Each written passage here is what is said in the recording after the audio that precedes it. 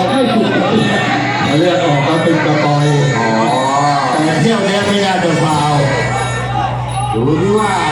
พอเทพสุทินเรืองแสงภูมิยักษ์จากจังหวัดสุโขทัยตำบลปากพระอำเภอเมืองสนับสนุนโดย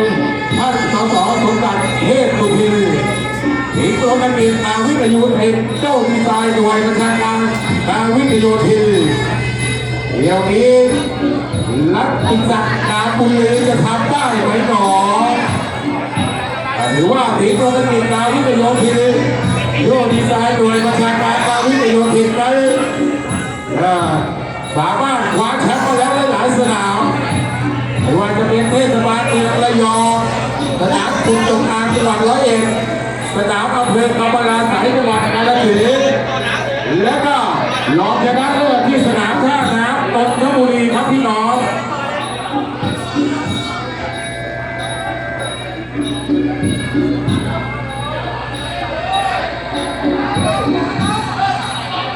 นี่เกลือครับในน้ำของสิบโลเมตรกับทอเทพสุทินเรืองแสงภูมิยักษ์จากจังหวัดสุโขทัยหลังนี้ได้แชมป์ที่สนามบึงสัมพันธ์อำเภอบึงสัมพันธ์จังหวัดเพชรบูรณ์มาแล้วด้วยพระราชทานของในหลวงรัชกาลที่10ดูว่าเขาบอกว่าสุโขทัย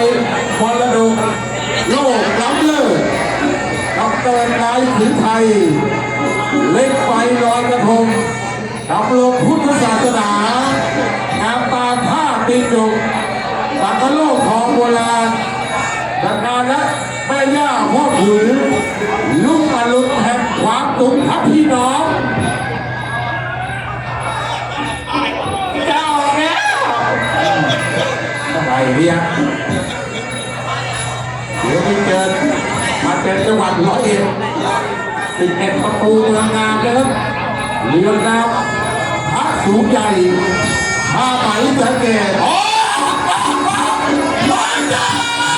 แล้วก็จะผู้ชมผู้เป็นแขกที่เขาลงคัดรอบสองชนะเลิศรอบการขายน้ำประตูที่ว่าสิงห์ยอดสกิดยาววิทยุถึงต่อดีสายอยู่เราน้ำแดงทำเลือดการเมืองเราเองครับเจอเอาไปดูแล้วคนสุโขทัยได้น้ำมันหอมหอมเด็ดสุดจริงจังสูงที่ว่าเราเป็นลูกเรือแต่โอ้ยเราน้ำเบอร์เลยผ่านผ่านผ่านน้ำน้ำผมน้ำน้ำน้ำผมว่าผมที่ว่าใครเย็นไม่รู้ใครคนอาจารย์มาแม่มาอะไรน้ำไม่ได้น้ำโอ้ยไม่อยากจะจริงว่าเดียวกันขอแค่ตรงนี้นะแม่แสนผมยักเสียตอนนั้นชนะแล้วเราเที่ยวดูที่ว่าเดี๋ยวจะทำได้ไม่รู้ว่ามันเป็นสาวไม่เป็นโดนเป็นสาวไม่เป็นโดนเป็นผมยักสองพันพอกันจะทำได้ไม่ต่างคนต่างเวลาต่างกันต่างกันไปไปก็ว่าเลยว่าอะไรเลยต่างกันกันจะบอกได้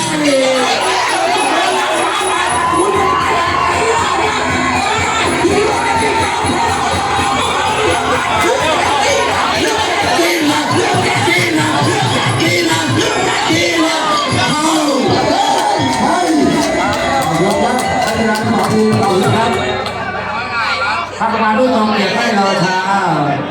ตัดเก็บได้เลยที่